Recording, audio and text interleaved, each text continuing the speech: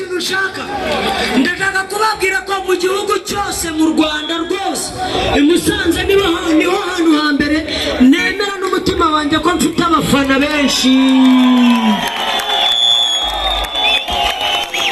Haleluya. Kabiri mwarekera kuririmba ndekere tugiye kuririmba indirimbo ivuga ngo nkubitira inyatsi na karande n'ibigeragezo. Indirimbo iravuga ngo kubita bwira umuntu mwegeranye ngo Imana igukubitira ibintu bikwegereye muri uyu mwaka bigende. Imana ikurwanirire, Imana iguhere umugisha mu mwaka mushya. Shiramo kubita utababara.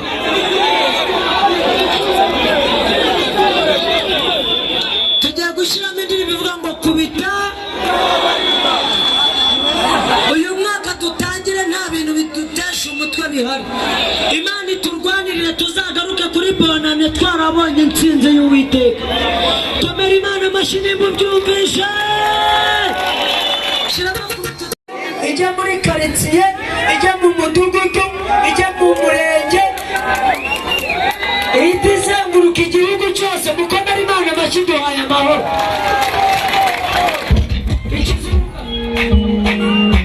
Ikintu ushaka ndashaka kubabwira ko mu gihugu cyose mu Rwanda rwose i Musanze niho hantu hambere nemera n'umutima wanjye ko mfite abafana benshi. Haleluya. Kabiri mwarekera kuririmba ndekere tugiye kuririmba indirimbo ivuga ngo nkubitira inyatsi na karande n'ibigeragezo.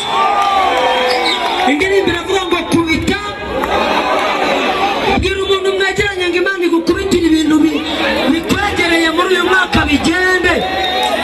Imana ikurwanirire, Imana iguhere umugisha mu mwaka mushya. Shiramo kubita utababara.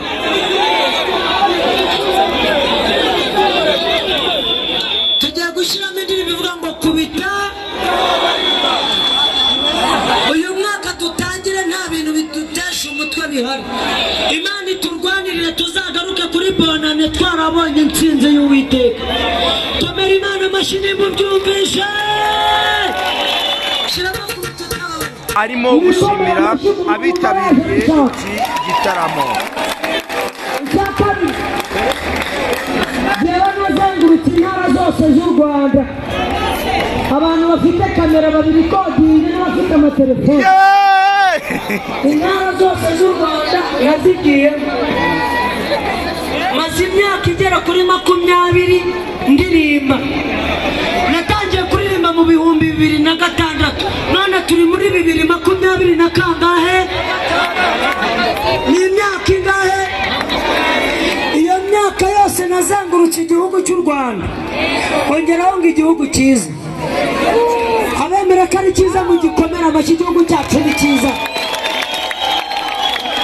Nyuma yo kukizenguruka nagiye mu bindi bihugu birenga 10. Ntabwo nagera. Umva ikintu nshaka kuvuga.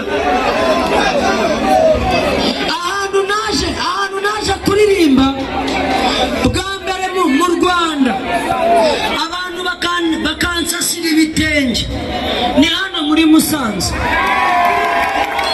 Bwa mbere ngira ubwoba nkabona abantu barambuye ibitenge. Nari naje mu itorero ryitwaga ngo ni Betesida. Abahazi barahazi. Abantu bandamburira ibitenge nibwo bwa mbere nari mbibona. Umva ikindi